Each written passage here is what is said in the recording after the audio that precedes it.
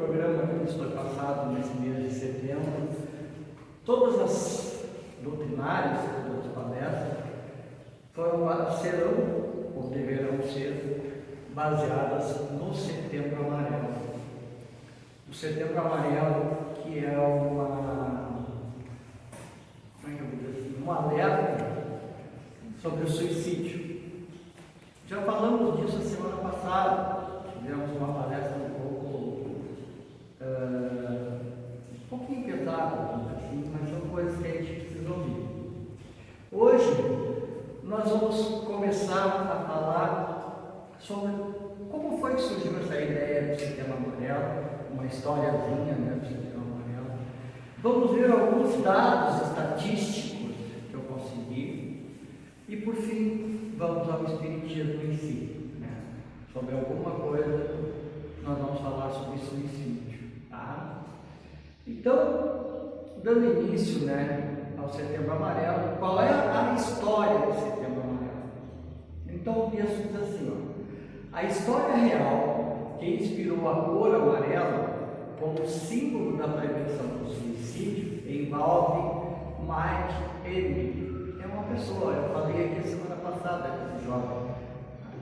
Um jovem que morava em Westminster, no Colorado, Estados Unidos.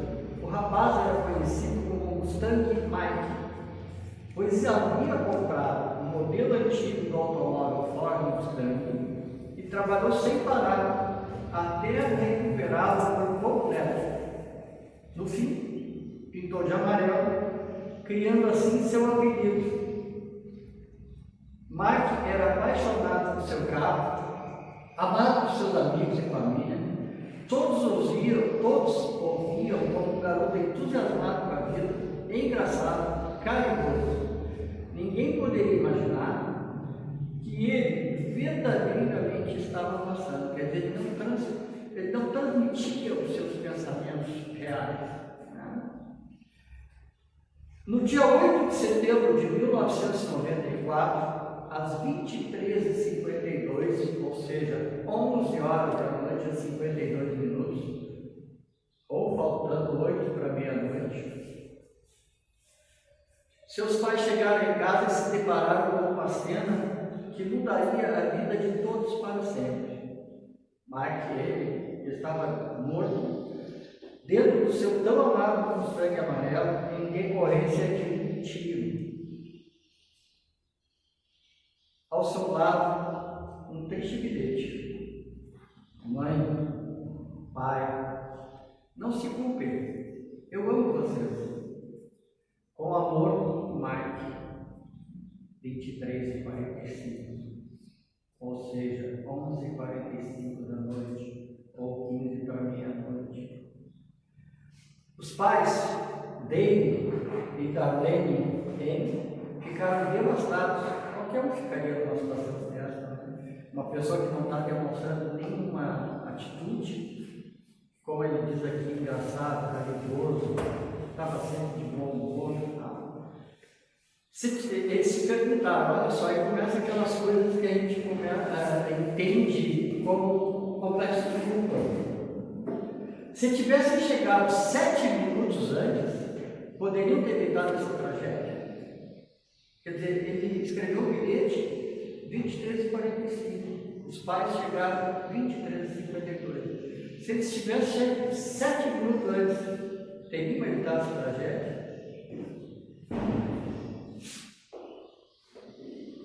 Esse questionamento motivou o casal a incentivar outros jovens que estivessem passando por problemas semelhantes a procurarem ajuda.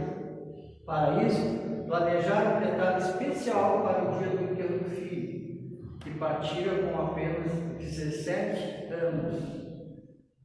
É impressionante o número de pessoas que se suicidam entre 13 e 29 anos.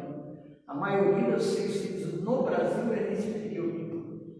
E a maioria desse suicídio é no Rio Grande do Sul. Em 2013, quando eu fiz uma outra palestra lá para o Verificador, um dado estatístico dizia assim, 800 mil pessoas por ano, no mundo inteiro se suicidaram. Nós vamos ver um número daqui a pouco que Aí, continuando o tema, a história do Marquês, tem um trechinho que chama-se Peça Ajuda. No seu recrutamento dos garotos, seus amigos e parentes levaram uma grande cesta. Nela havia centenas de cartões e cada um estava preso a uma fita amarela, em homenagem ao carro de Mike e sua memória. Nos papéis, uma mensagem bem simples, por isso que o texto é peça ajuda. Se você precisar, peça ajuda. Essa era a mensagem que dizia nos papéis. Ao final da cerimônia, todos os bilhetes haviam sido entregues e, para a surpresa da família M, dias depois, ligações de todos os lugares começaram a chegar, pessoas pedindo apoio e confessando seus problemas e medos.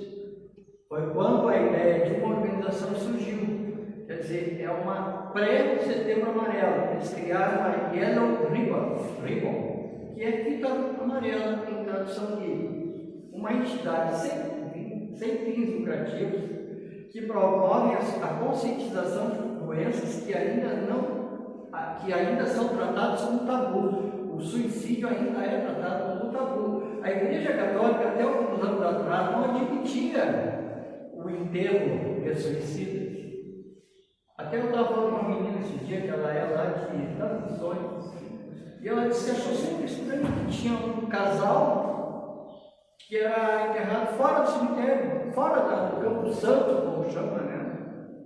E que o que aconteceu? O marido se matou, uma semana depois ela se matou, e enterraram dois um ao lado do outro, do lado de fora do cemitério. Uma entidade sem fim lucrativo que promove a conscientização de doenças, que eu já falei. Nos últimos 25 anos, isso aqui foi essa reportagem de 2023, tá? Então, nos últimos 25 anos, foram entregues quase 20 milhões de cartões, segundo a própria instituição, conseguindo assim salvar 114 mil vidas.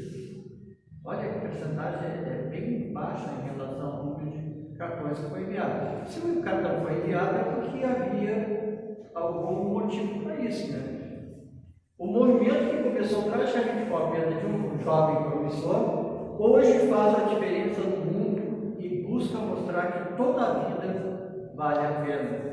Esse é, inclusive, o sentimento do Espiritismo. Toda a vida vale a pena, não importa o tipo de vida que tu leva.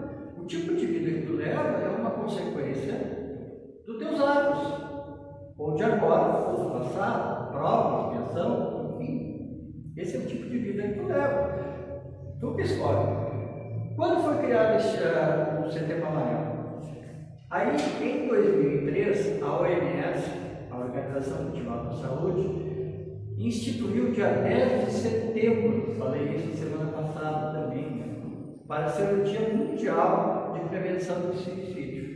O amarelo do sangue de Mike é a cor escolhida para representar essa campanha.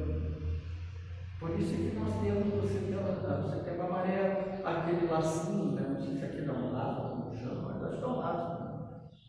E no Brasil, aproveitando a data mundial, a campanha Setembro Amarelo foi criada no Brasil em 2015. O projeto é um trabalho conjunto do CVV, que é o Centro de Valorização da Vida, do CFA, que é o Conselho Federal de Medicina, e da ABP, Associação Brasileira de Psiquiatria, com a proposta de associar a cor do mês, que marca o Dia Mundial do Prevenção ao Suicídio, 10 de setembro. O objetivo é conscientizar sobre a prevenção do suicídio e dar visibilidade à causa. Ao longo dos últimos anos, escolas, universidades, entidades do setor público e privado e a população de forma geral se envolveram nesse movimento, como o Cristo, que eles pintam o Cristo Redentor do Rio de Janeiro lá, é pintado de amarelo em setembro, né? E muitos outros lugares, né? O Congresso Nacional, o Palácio Itamaraty, até o estádio Beira-Rio também, o elevador Carlos Lacerda, lá na Bahia, né? são os que participam alguns que participam da campanha. Quais são os índices de suicídio no Brasil? Dados da OMS apontaram que em 2019 a principal causa de morte no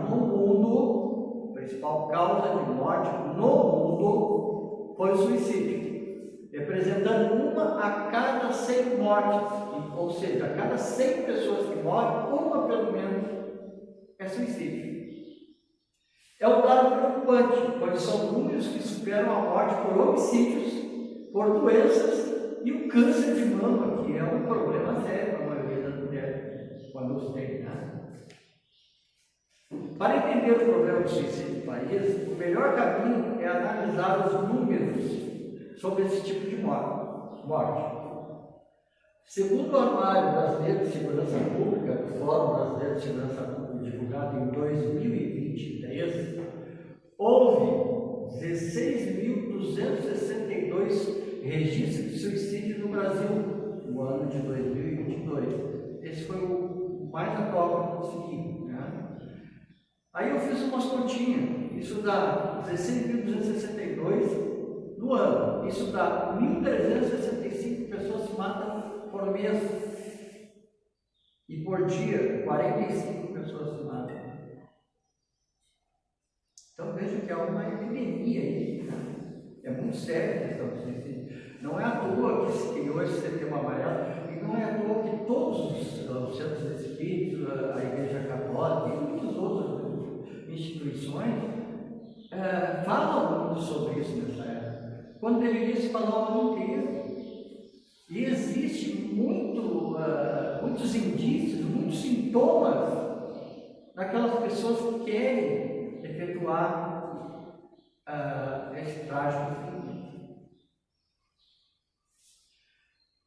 Números da Secretaria de Vigilância e Saúde, do Ministério da Saúde, indicaram uma elevação de 43% no país de 2010 a 2019, passando de 9.454 casos de suicídio para 13.523.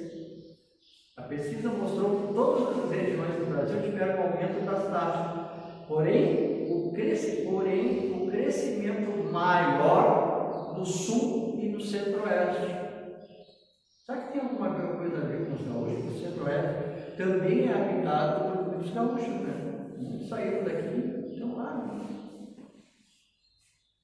Vejam que um aumento de 43% é quase a metade do que já tinha acontecido, né? Situação do Brasil no mundo. A situação do Brasil no mundo, ou seja, no ranking mundial. O primeiro lugar é o Uzbequistão, Turquistão, é uma coisa assim, né? Que é 31%. Segundo a OMS, o Brasil ocupa o 8º lugar. Em todos os países, o 8º lugar não é um índice que a gente deva desprezar, né? 8º lugar é dos países com maior índice de suicídio. Saiba ainda que o aumento de casos é uma situação observada mais especificamente nas Américas. Quer dizer, as pessoas morrem mais aqui nas Américas do que lá na Europa, enfim. Aqui é uma coisa que eu falei para vocês que eu tinha lido, né, e hoje eu trouxe um pouco mais completo, que me surpreendeu. Há mais registros de suicídio entre homens ou mulheres, ou seja, quem se mata mais? O homem ou a mulher? O suicídio é um fenômeno que pode atingir qualquer pessoa, independente do gênero. Afinal, é um problema que pode ter causas variadas, desde as psicológicas, biológicas, questões sociais, econômicas, políticas e culturais. Contudo, os índices são maiores entre o sexo masculino. Os fortão se matam mais do que as frágeis mulheres. Eu me surpreendi com isso. Mas, como aponta o estudo ter sentido do Ministério da Saúde, entre os anos de 2010 e 2019, entre os homens, a taxa de morte por suicídio em 2019 foi de 10,7 em cada 100 mil habitantes, quer dizer, 10,7 em cada 100 mil habitantes, enquanto que as mulheres, 2,9%.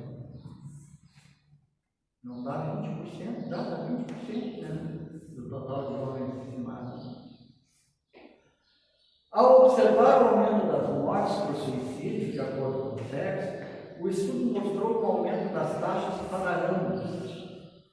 Mas comparando os anos 2009 e 2018, houve uma elevação de 45,7%. Aí inverte a coisa, houve uma elevação de 45,7% nos índices de suicídio entre mulheres e 33% entre homens. Quer dizer, as mulheres nesse período de 2009 a 2018 se mataram muito mais.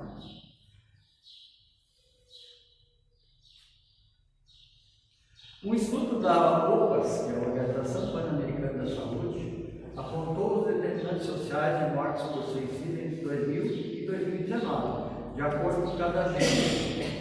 Entre os homens, as mortes por suicídio estão associadas ao uso do álcool, outras substâncias e ao homicídio. Já entre as mulheres, o risco foi associado à desigualdade educacional e, para ambos os sexos, o desemprego também mostra uma relação com taxas de suicídio. Suicídio em idosos. É importante mostrar que o suicídio é um problema que também afeta idosos, como mostra a pesquisa Suicídio em Idosos. O estudo apontou que em 2012 a 2016, nessa faixa etária, a média de casos de suicídio foi de 7,8 a cada 100 mil pessoas, 47% a mais do que 5,3% da população em geral. Entre os idosos, a taxa de suicídio foram maiores que os homens de novo, e no período analisado da pesquisa, a taxa de suicídio foi 14,8 em 100 mil e um aumento de 2,8 entre 2012 e 2016. Já entre as mulheres idosas, o período foi de 2,6 para 10,3 no mesmo período. Uma elevação aqui bem grande.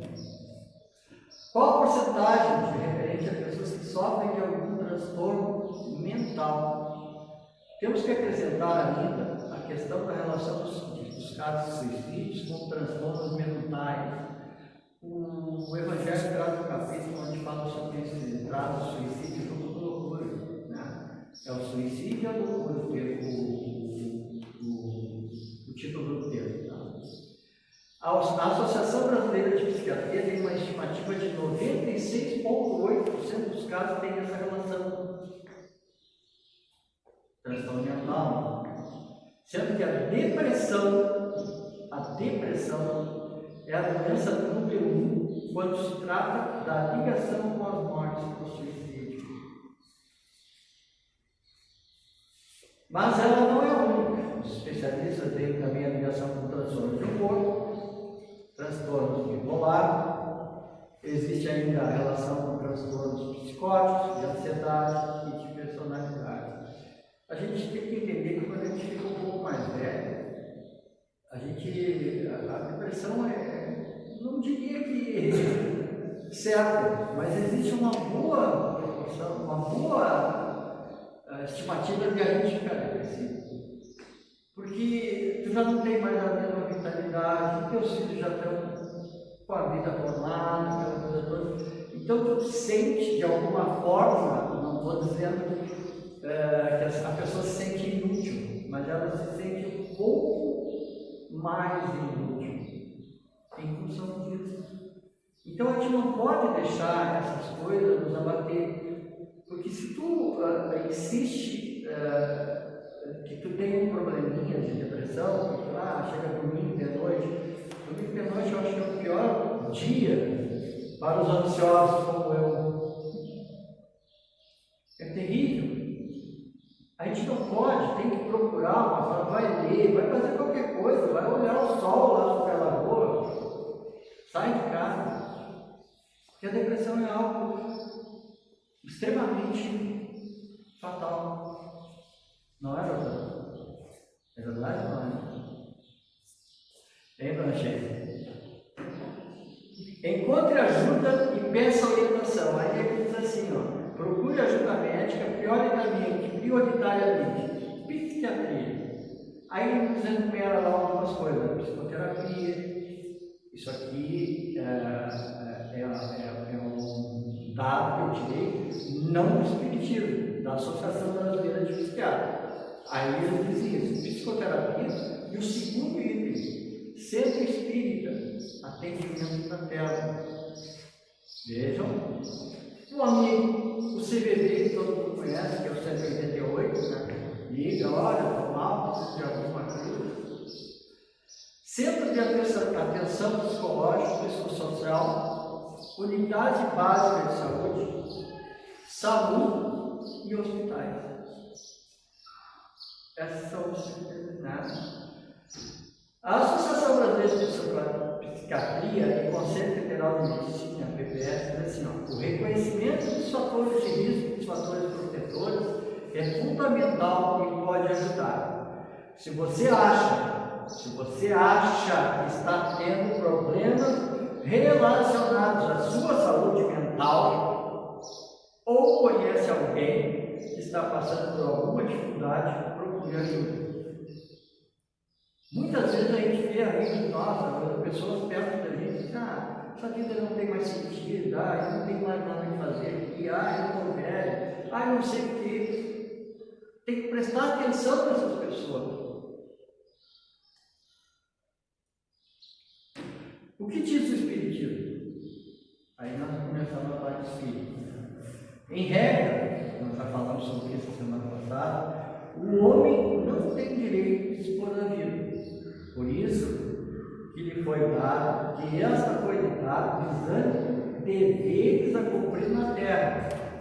Razão bastante para que não a abrevie voluntariamente, sob pretexto algum.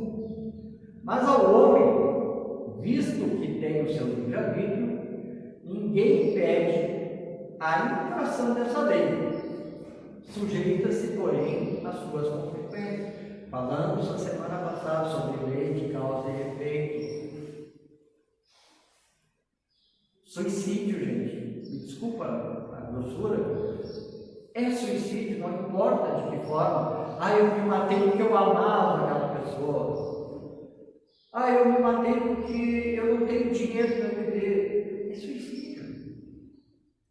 Eu me matei porque ele me levou à loucura de me matar, aquele homem ou aquela mulher, de ciúmes. Não importa. É suicídio. Mas tu te matou por causa daquele cara, porque o cara é isso, aquilo lá, por causa daquela mulher. Tem atenuante? Tem. Claro que tem. A loucura é uma delas, é uma atenuante. Agora continua sendo suicídio. É como um roubo. Uma galinha ou um banco é roubo. Isso aqui está no céu e no inferno que eu li para vocês agora. Aí vem uma coisa que diz assim, objetivo do centro espírita.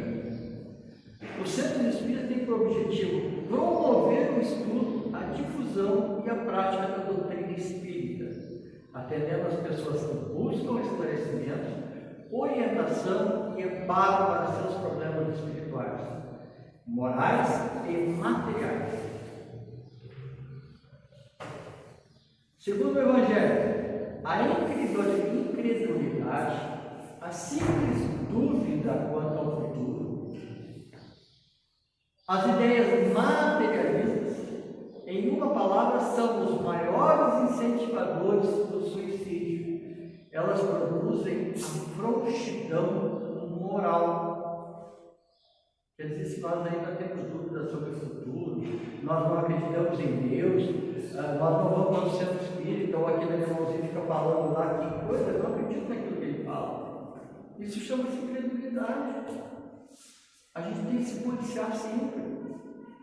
As ideias materialistas, muitas pessoas se matam por dinheiro.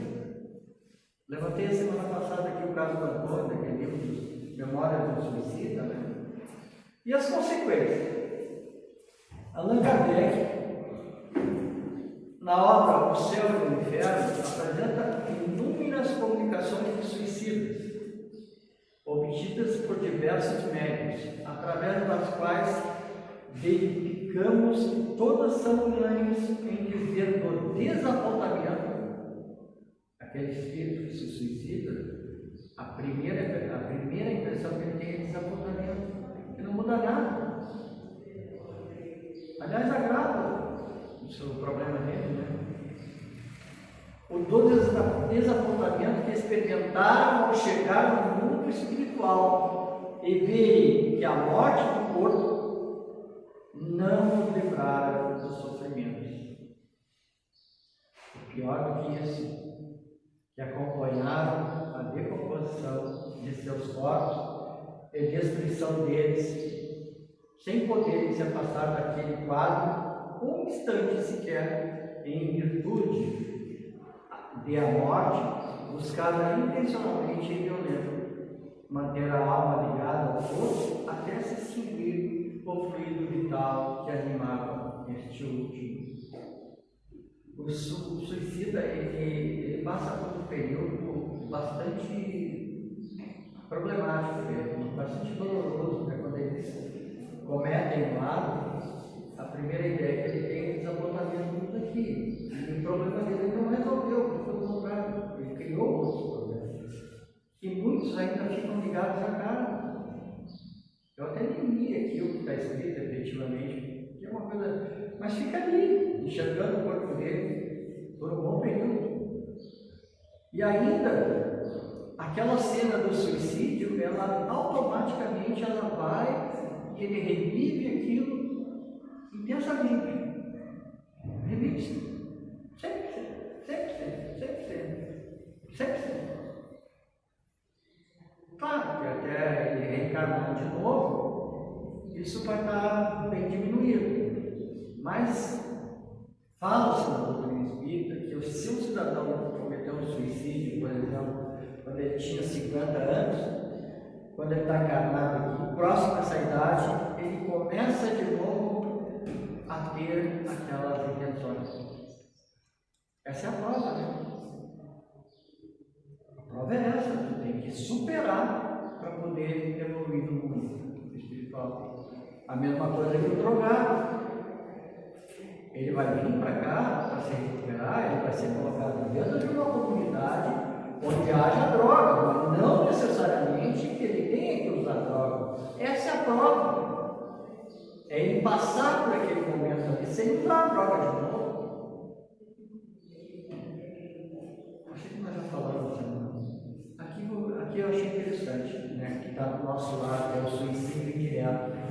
Aí diz assim, ó, o Espírito André Luiz no livro Nosso Lar, acho que quase todos nós já ouvimos falar, ouvimos o filme, ou lemos o livro, ou as duas coisas. Seu sofrimento ao desencarnar, porque foi um suicida indireto. Sua desencarnação ocorreu porque todo o aparelho gástrico foi destruído à custa de excessos de alimentação, bebidas alcoólicas, e a sífilis devorou-lhes energias essenciais para a recuperação pós-operatória. E no tempo atual, infelizmente, observamos o aumento da autoaniquilação pelas drogas como maconha, cocaína, heroína, crack, bebidas alcoólicas, que são chamadas as bebidas sociais, né? Mas também é uma forma indireta. Quem viu o filme lembra lá do André Luiz aqui lá na sala, se arrastando, falar, cara, e os outros passados. Imagina, os outros espíritos, também sofredores, também em umbral, não davam atenção para ele porque ele era suicida. Olha a gravidade do fato. E ele dizia, não, mas eu não sou suicida. Aí foi explicado para ele que era suicídio indireto. Quando ele já chega lá, como é no nosso lar, nosso horário, eu falei a semana passada também que mais mata o suicídio indireto, né? Eu falei algumas coisas. E quando aniquilamos lentamente nosso corpo físico através da irritação, que é causadora de distúrbio circulatório, como entupimento das veias do coração, calmantes, a busca da tranquilidade artificial. Veja, eu não estou pregando aqui que as pessoas não devem tomar remédio. Os males físicos têm que procurar um médico, primeiro médico. Eu não resolvi, bom, eu vou no centro espírita, então, quem sabe eu tenho um encosto. Né? Os alucinógenos, né? A busca da euforia, ilusória, através da maconha, cocaína, da bebida alcoólica. A bebida alcoólica é um caso sério, gente. Olha, eu vou dizer para vocês, eu sou alcoólatra, eu tenho 30 anos. Eu acho que foi a melhor coisa que eu fiz na minha vida depois do nascimento dos meus filhos. Eu me sinto outra pessoa, não tem segunda-feira. Ou melhor, não tem sábado, todos os dias para mim são segunda e eu levanto maravilhosamente bem. Então a gente tem que tomar cuidado com essa questão social, porque essa questão social vem no hábito, e esse hábito vira o alcoolismo. O vício mental como os hipocondríacos, os melancólicos, os maledicentes, os rebeldes, os apegados à família e bens terrenos, os excessos de alimentação, cigarro, os apegados à família e bens terrenos. Há alguns anos atrás, numa outra casa, eu tive um tempo trabalhando no trabalho mediúnico. Quando esse pessoal chega no trabalho mediúnico, através do médium, dá uma pena de ver, porque eles chegam dilacerados. Olha, a minha fortuna que eu juntei a vida inteira, e aquele cara está botando fora, aquele cara é o filho dele, filha dele. Olha, tudo aquilo que eu economizei, todo o trabalho que eu tive, e esses espíritos sofredores têm um grande problema para passar essa fase, porque são muito agarrados aos bens materiais. Salomão, quando foi enterrado, ele disse: olha, eu quero ir com o caixão aberto para fora do caixão. Mas não, mas por que, Salomão? As pessoas veem, eu não estou levando nada desse mundo, absolutamente nada. Eu estou indo como eu vim. A diferença é que quando ele chegou aqui, ele chorou, né? Deve ter errado bastante, ó, toda a criança dela. Gente, obrigado, passei um pouquinho do tempo, tá? Mês que vem vai ser um pouco mais tranquilo, vai ser sobre a família. Mais tranquilo, tá? Obrigado, boa tarde.